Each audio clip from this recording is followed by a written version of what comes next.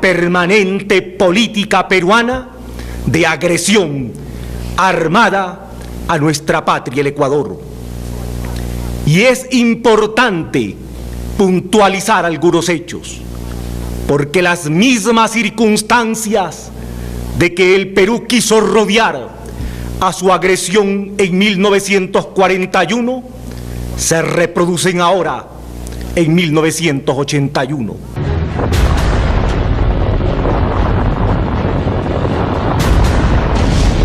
Julio de 1941, a 8 décadas de una barbarie sin precedentes. Lanzando sus bombas que producen efectos mortíferos.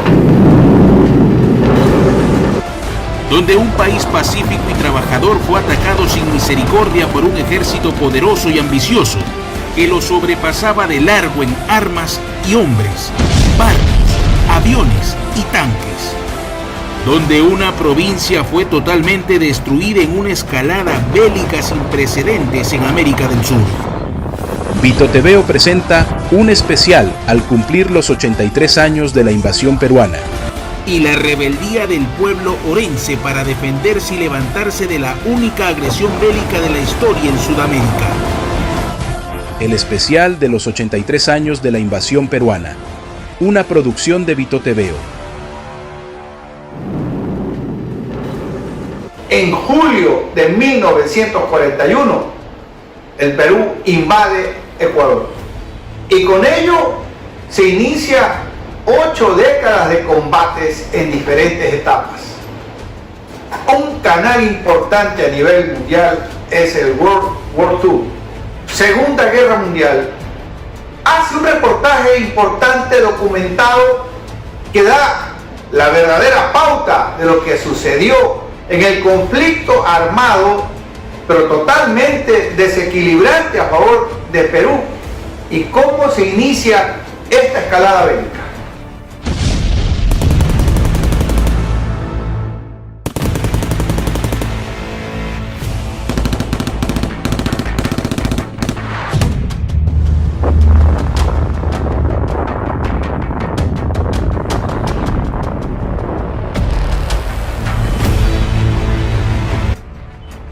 Hola, la mayoría de ustedes están aquí por contenido sobre la Segunda Guerra Mundial, pero no seríamos uno de los canales de documentales más exhaustivos en YouTube si no cubriéramos toda la historia posible entre los años 1939 y 1945. Así que aquí está, la historia sobre la guerra de 1941, que no tiene nada que ver con la Segunda Guerra Mundial.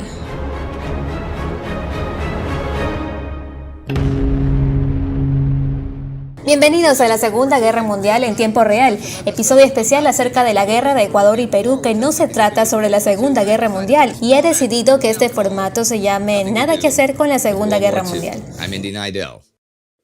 La guerra de Ecuador y Perú fue conocida como la Guerra del 41. Se origina desde el periodo de la independencia en los tiempos del Imperio Español. Para hacer un breve resumen, en 1828 la nueva independiente Perú estaba en guerra con la nueva independiente Gran Colombia, a lo que los históricos como un gran estado colombiano que se componía de Ecuador, Panamá, Venezuela y Colombia. Perú quería expulsar a la milicia colombiana de Bolivia, un estado que estaba bajo la influencia colombiana desde su fundación. Simultáneamente, una guerra podría permitir a los estados incipientes a definir las disputas de los bordes correspondientes a los territorios de Tumbes, Jaén, Maynas y Guayaquil. La guerra rápidamente se estancó y los beligerantes estuvieron de acuerdo con aceptar un status quo de los bordes originales del virreinato español dentro del Tratado de Guayaquil en 1829. Pero en el siguiente año, Ecuador gana su independencia de la Gran Colombia, llevando a Perú a declarar el tratado como nulo y empezar a moverse para reclamar cuanto más pueda de las tierras en disputa. Esto lo deja Ecuador virtualmente sin ninguna de las tierras que tenía cuando adquirió la independencia y estuvo por un siglo tratando de retomarlas. Múltiples intentos fueron hechos en algún tratado final para resolver el problema, pero nada que pudiera resultar. Lo más cercano a un asentamiento fue en 1936, cuando dos países firman el acuerdo de Ulloa Viteri, pero Ecuador no está realmente muy feliz con este nuevo status quo. Este simplemente formaliza una situación de facto, una ocupación peruana en estos territorios. Entonces, a pesar de los intentos de un tratado, las tensiones continúan. Ecuador empieza a enviar pequeños destacamentos militares a preparar puestos avanzados en las fronteras disputadas, usualmente llevándolos a tener enfrentamientos. La mayoría son menores, pero en mayo de 1940 hubo un enfrentamiento significante en Lagartococha, en el borde de la provincia de Loreto de Perú, para investigar la respuesta ecuatoriana. Perú llegó a violar el espacio aéreo enviando aviones de reconocimiento. Esto definitivamente fue un llamado de atención para el ministro extranjero ecuatoriano Julio Tobar Donoso, quien apenas pudo desarmar la situación en octubre, proponiendo una comisión cartográfica unificada para resolver la disputa. Pero esto predeciblemente termina con los notarios de ambos lados abogando sus propios intereses e intercambiando púas. La comisión se derrumba en diciembre, pero Tobar Donoso continúa buscando una solución diplomática. Él sabe que Ecuador no podrá ganar en una guerra frontal con Perú. Verá, él ha estado viendo los eventos recientes de Europa. En su opinión, Francia fue derrotada por Alemania porque fue a la guerra sin antes tener su milicia preparada. Y él sabe que Ecuador está en la misma situación. La milicia ecuatoriana es achicada por la de Perú, una fuerza mucho más modernizada con botes, tanques, artillería, ingenieros y fondos que eran hasta 12 veces más que los que tenía Ecuador. Su objetivo era evitar la guerra, haciéndola diplomáticamente indeseable para que Perú no pueda declarar una. Él emite ruidosas circulares internacionales prometiendo disponibilidad ecuatoriana para negociar siempre y cuando Perú actúe de buena fe. Pero esto en realidad ofende a Perú, quien su propio ministro extranjero, Alfredo Solfi Muro, contesta que Perú consistentemente ha demostrado disponibilidad para negociar y es Ecuador quien actúa en mala fe. Mientras tanto, tropas han estado armándose a lo largo del borde fronterizo en 1936. Ahora, no hace mucho, desde que su comisión de la Unión Cartográfica fallara en diciembre de 1940, el presidente peruano Manuel Prado y Ugarteche aprueba la creación del Agrupamiento del Norte. Para marzo de 1941, este consistía en múltiples divisiones de infantería, escuadrones de caballería, grupos de artillería y un destacamento de tanques. Pero Tobar Donoso aún apuesta que Perú no arriesgara una crisis diplomática que traería una guerra total. Él tiene la esperanza que mientras Estados Unidos se mantenga neutral en la Segunda Guerra Mundial, su atención en los eventos que se desarrollen en Sudamérica contenga a Perú de hacer algo drástico. No está totalmente equivocado. Estados Unidos se había dado cuenta de la milicia en el borde y llega a interceder en mayo de 1941 junto con Argentina, Brasil, ofreciendo mediar por esta disputa en el borde. Tobar Donoso toma la oportunidad, pero ahora Perú no está dispuesto a cooperar. Solfi Muro emite una nueva circular internacional donde apunta que Perú ha resuelto todas sus disputas de bordes fronterizos con todos sus vecinos y solo la situación doméstica inestable de Ecuador, su infringimiento del status quo y sus provocaciones a incidentes, lo que impide una solución pacífica. La guerra entre Ecuador y Perú parece estar a un paso. El cataclismo llega el 5 de julio de 1941. Las circunstancias exactas son algo inciertas y realmente no sabemos qué lado del juego esté el agresor, pero sí sabemos que empezó como una pequeña pelea entre dos patrullas enemigas a las afueras de Huaquillas, un pueblo ecuatoriano en el río Zarumilla. Esto termina escalando un enfrentamiento mucho más grande, con fuerzas ecuatorianas avanzando hacia el pueblo de Aguas Verdes. Estos se retiran, pero sin antes haber llevado el enfrentamiento a toda la región. Para el 6 de julio, las fuerzas aéreas peruanas conducen ataques aéreos en los pueblos fronterizos del Ecuador. Tobar Donoso estaba en lo correcto en su evaluación. Ecuador no estaba listo para esta pelea. Los números de acuerdo con diferentes fuentes, pero Perú al menos tenía 3 veces más soldados de lo que tenía Ecuador, y hay fuentes que indican que hubieran tenido hasta 10. Ecuador tampoco tenía el equipamiento más allá de unos pocos camiones civiles reutilizados que carecían del combustible necesario para correr y algunas piezas de artillería del siglo XIX. Esto le daba a Perú la habilidad de ganar enfrentamientos decisivos. Una de estas victorias fue la batalla de Zarumilla el 23 de julio. Horas antes del amanecer, una división de infantería del destacamento del norte atacó Noblecilla, una isla de Zarumilla. El contraataque ecuatoriano inicialmente hace retroceder a los peruanos, pero pronto se desmorona ante una nueva ofensiva. Las líneas ecuatorianas se rompen, los soldados huyen en pánico mientras las fuerzas peruanas se adentraban pasando las tierras disputadas hacia territorio ecuatoriano mismo, en la provincia del Loro. El 24 de julio, el gobierno ecuatoriano emitió un decreto de movilización llamando a las armas a todos los hombres entre los 20 a 30 años, pero era muy tarde. El país estaba en un estado de colapso. El 26 de julio, un cese al fuego fue negociado desde Washington, pero al poco tiempo, el 28 de julio, Perú lo rompe con un ataque aéreo en la provincia del Oro y un bombardeo naval en Puerto Bolívar. Ecuador es forzado a aceptar una derrota total y el 31 de julio accede a las demandas de Perú que cancelaban el llamado a las armas. Esa tarde, Perú lanza una última ofensiva como una buena medida, mandando tropas paracaidistas para apoderarse de los pueblos de Santa Rosa y Machala, la primera vez que se usan tropas paracaidistas en la historia de Sudamérica. Mientras tanto, fuerzas terrestres entran y ocupan el pueblo de Arenillas. Un nuevo cese al fuego es declarado y asumiendo que todo se había acabado, el presidente estadounidense Franklin Roosevelt llama a felicitar a ambos mandatarios de ambos países por haber logrado la paz. Pero Perú vuelve a romper el cese al fuego casi inmediatamente y abre una nueva campaña en la región oriente del Ecuador, tomando grandes franjas de territorio hasta agosto. Virtualmente Ecuador no podía levantar ninguna resistencia y toda su milicia había sido desintegrada.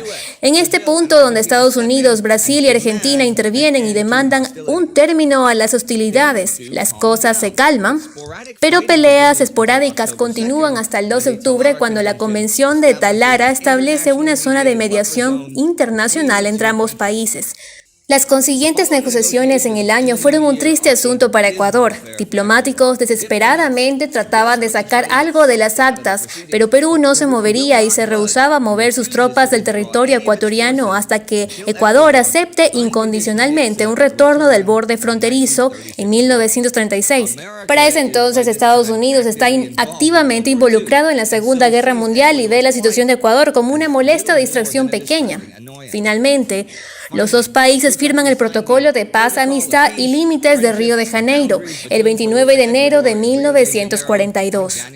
Ecuador es forzado a ceder sus reclamos territoriales y a aceptar las marcas fronterizas de 1936 en retorno a Perú, que retiraría su ocupación militar. Entonces, esta fue la guerra de Ecuador contra Perú. Ha sido un tema vergonzoso para Ecuador y un golpe grande a su orgullo nacional.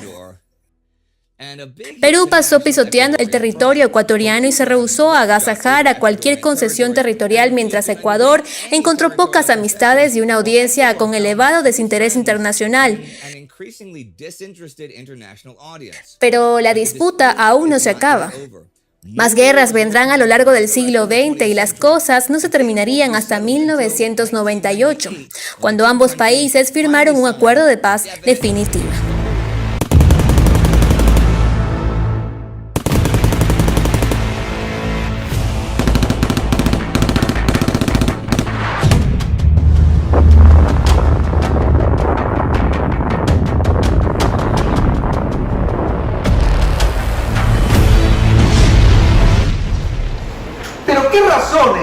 Impulsaron a Perú a invadir Ecuador hace 80 años.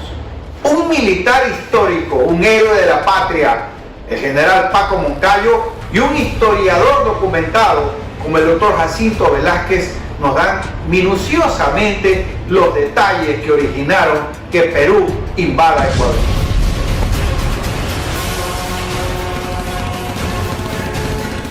Todas las armas entran en acción. La Artillería ultima sus preparativos con el fin de destruir las fuertes concentraciones contrarias que amenazan nuestra frontera. Las ametralladoras están listas, se cargan los cañones. Las tropas peruanas invaden. Era el ejército más moderno que había en Sudamérica en esa época, porque después de la derrota que sufrieron con Chile, el Perú se armó. Le digo, en la década de los 30, 11 gobiernos en 10 años, la guerra de los 4 días, o sea, matándonos entre ecuatorianos. Y desde 1853, lo dicen los libros, lo admiten, comenzaron a penetrar en la selva oriental. A penetrar, porque eso no era de nadie. Bueno, Ecuador apenas tenía determinado 4 o 5 destacamentos por allí, que los gobiernos ecuatorianos no hicieron nada por colonizar se despreocuparon por completo de este potencial, renunciaron a trabajar allí, estaban listos a darse golpes militares todos los días. Nunca hicieron un ejército fuerte, jamás hicieron embajadas colonizadoras, concesiones a países extranjeros, mil cosas, haber fundado provincias. Ecuador y Perú tuvieron inconvenientes, parece mentira, 169 años. Desde los mismos días de la Gran Colombia hasta que se firmaron los acuerdos de paz en 1998. Como le digo, es una historia de 160 años y es una historia de 50 años que el Perú, 55 años, no quería saber nada de volver a la mesa de negociación. El año de 1941, la agresión se dio cuando Perú se preparaba con armas y tropas para en algún momento enfrentar a Chile. Estaba Perú súper armado. Todo el Perú empezó sistemáticamente, hizo una flota de armada fluvial peruana, es decir, lanchas armadas y todo esto más. Una grande y otra pequeña. ¿Por qué la pequeña? Porque había ríos que tenían poco fondo, eran navegables pero hasta un límite. Y fue poco a poco entrando. Destacamento por aquí, Cruz es gobernador, aquí se queda, con tantos hombres, Por acá avanzamos más allá, Velázquez. Avanza, hasta que en 1940 pretendieron meterse a Gualaquiza y a Zamora. Estaban en Loja ya. Y nosotros, bien, gracias. Las transmite rápidamente para que salgan los refuerzos a la zona amagada.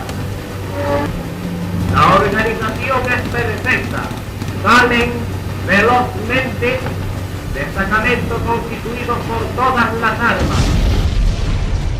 El Perú se preparó para esta invasión a Ecuador. El Perú compró armamento bélico con la debida anticipación. El Perú nos quintuplicaba el número de soldados, en potencial militar.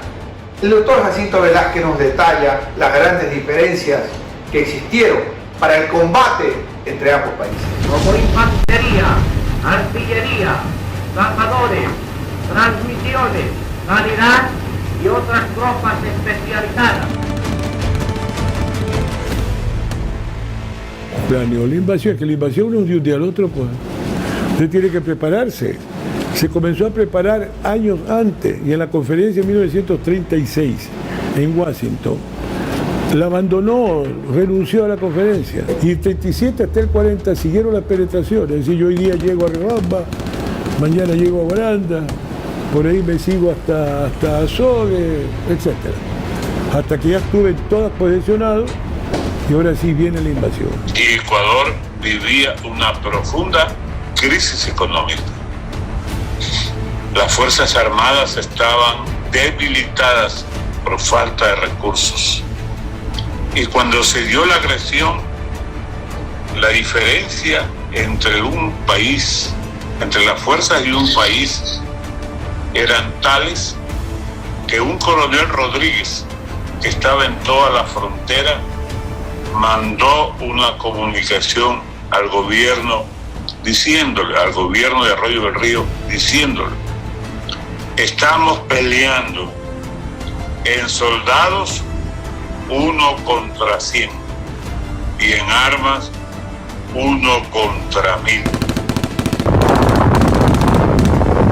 Es decir, Perú estaba súper armado y nos agredió con mucha violencia para tomar a la provincia del Oro como rehén y exigir la firma del protocolo de Río de Janeiro.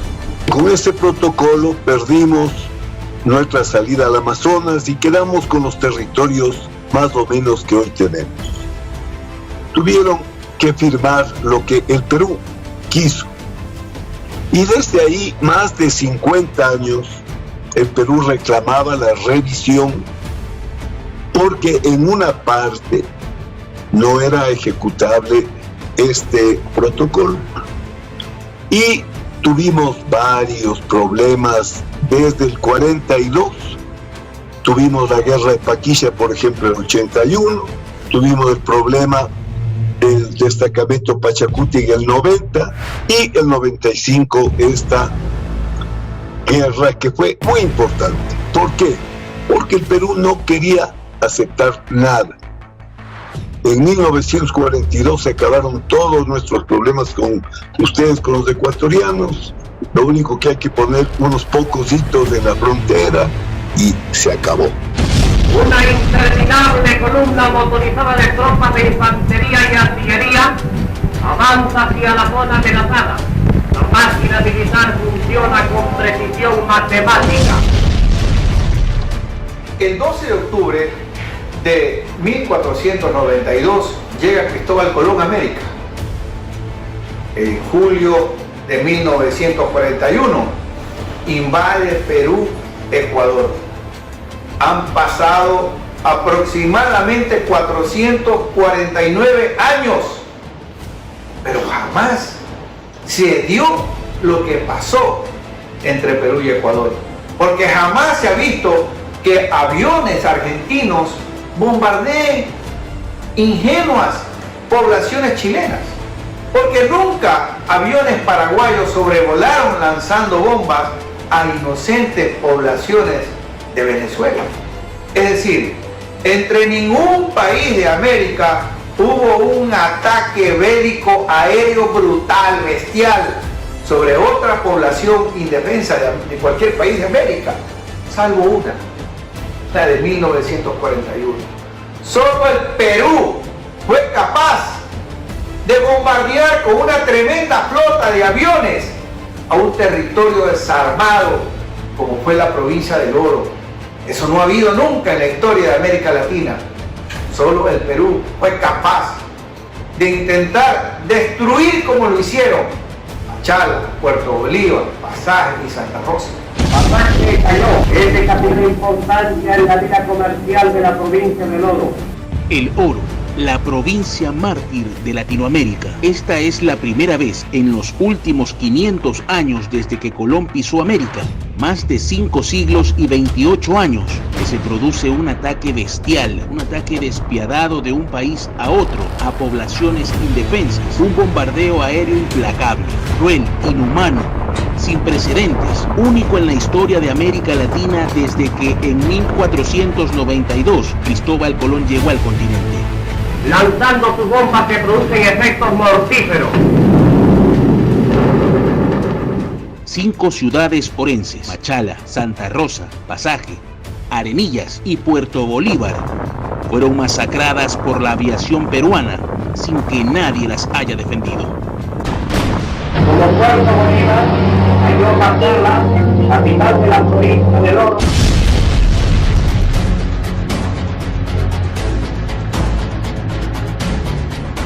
Tenían tanques, tenían submarinos, destructores, tenían ya paracaidistas, tenían ya aviones de guerra.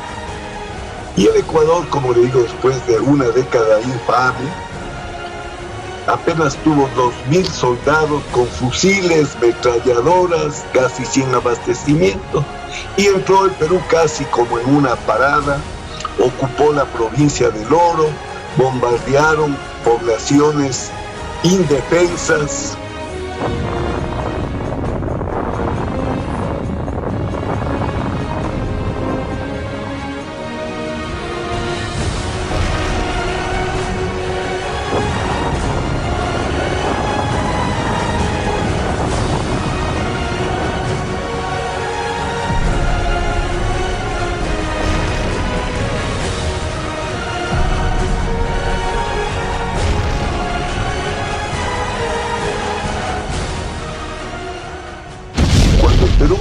Francamente un desfile para tomarse la provincia de Loma, con una resistencia heroica, pero usted no puede resistir con 2.000 soldados, con fusiles, con ametralladoras, una invasión de 15.000 peruanos con paracaidistas, como le digo, con destructores, con submarinos, con aviones de combate.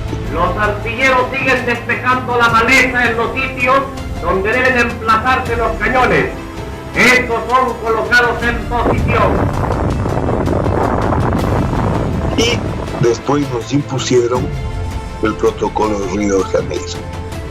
Perú llevó a Itamaraty, al Palacio de la Cancillería brasileña, prácticamente llevó redactado el tratado para que Ecuador lo firme. Ni una sola nación, ni un solo país se puso al lado de Ecuador.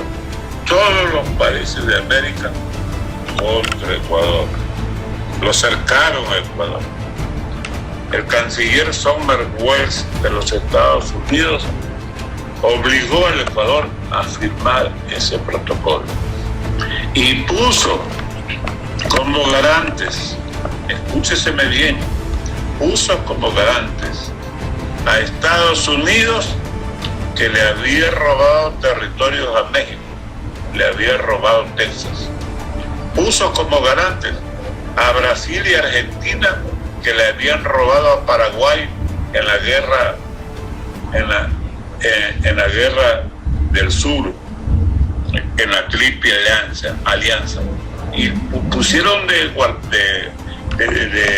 garante a Chile, que le había robado territorios a Perú.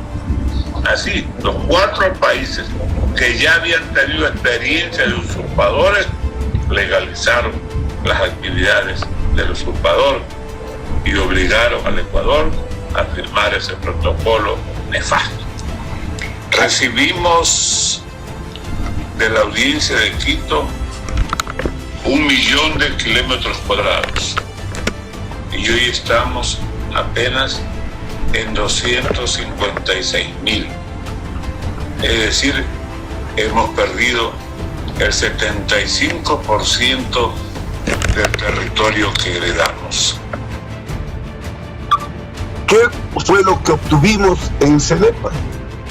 Obtuvimos que el Perú tenga que aceptar que el protocolo Río de Janeiro no podía aplicarse y que habían impases que se debían volver a discutir, y eso solo se pudo lograr por la victoria militar. En caso contrario, seguiríamos todavía ahora con este mismo terrible problema que heredamos nosotros.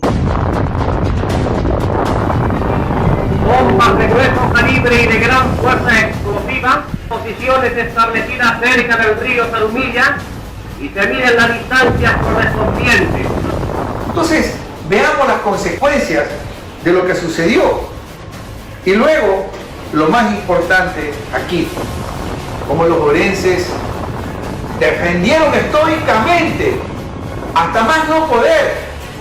Pero luego de eso, de que quedó la provincia en ruinas, se vio el valor, se vio la fortaleza humana, la fortaleza moral para reconstruir la provincia y convertirla en un edén de productividad en el Ecuador. Orgullosamente orenses, una lección para el Ecuador: quedar destruidos y desde allí, desde las ruinas, desarrollar el ser la capital bananera del mundo. En muchas cosas el oro es un ejemplo para todo el país.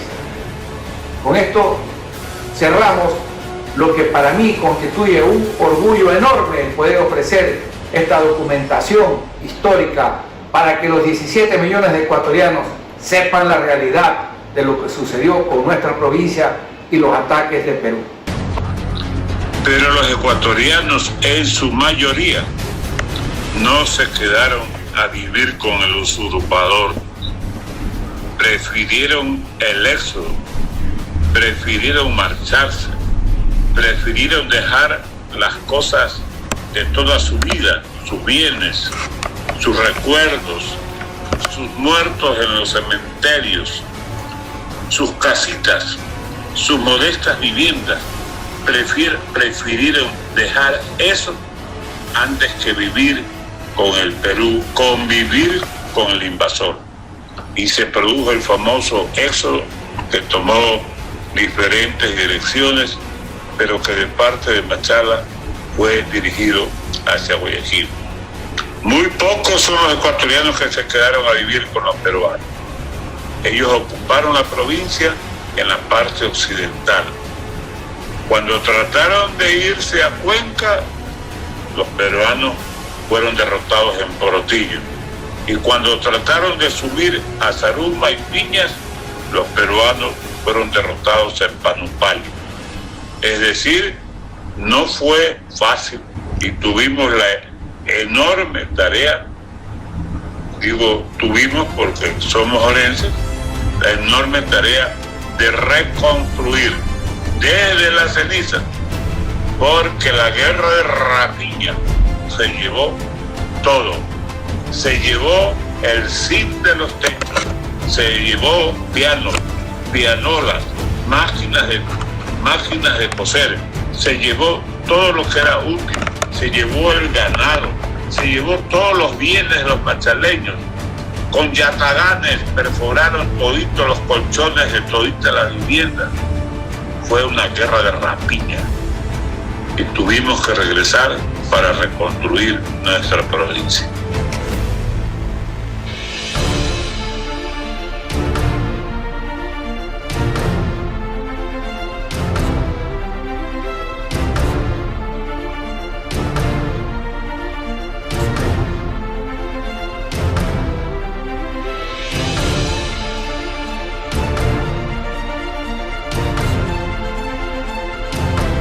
Por el valor, coraje y amor de los orenses al trabajo, 8 décadas después, El Oro y Machala se convierten en la capital mundial del banano, Santa Rosa del camarón, Portobelo de la minería, Bolívar en el segundo puerto marítimo más importante, Zaruma, capital del café, Bajo Alto del gas licuado, Huaquillas del comercio internacional, Arenillas, gracias a Hillary, del turismo.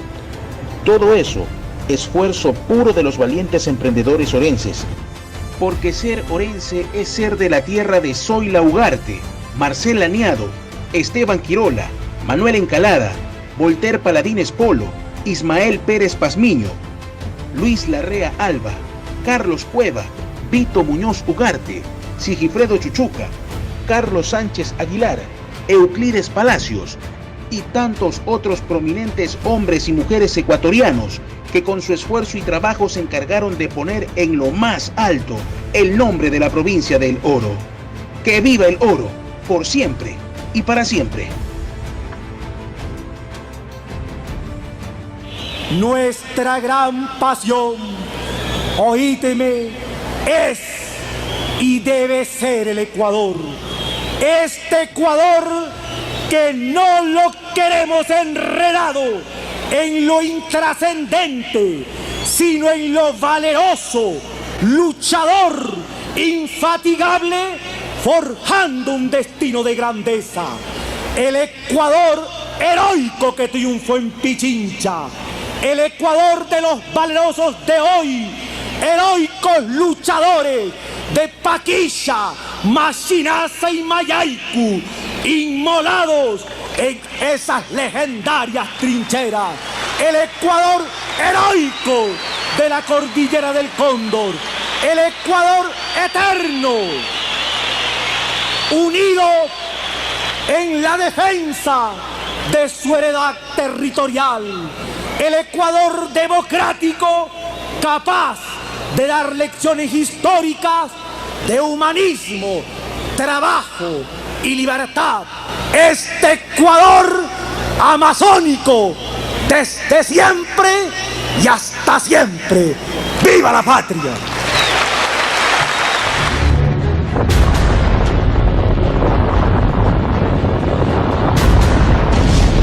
Julio de 1941. A 8 décadas de una barbarie sin precedentes. Lanzando sus bombas que producen efectos mortíferos. donde un país pacífico y trabajador fue atacado sin misericordia por un ejército poderoso y ambicioso que lo sobrepasaba de largo en armas y hombres, barcos, aviones y tanques, donde una provincia fue totalmente destruida en una escalada bélica sin precedentes en América del Sur. VitoTVO presenta un especial al cumplir los 83 años de la invasión peruana y la rebeldía del pueblo orense para defenderse y levantarse de la única agresión bélica de la historia en Sudamérica. El especial de los 83 años de la invasión peruana, una producción de VitoTVO.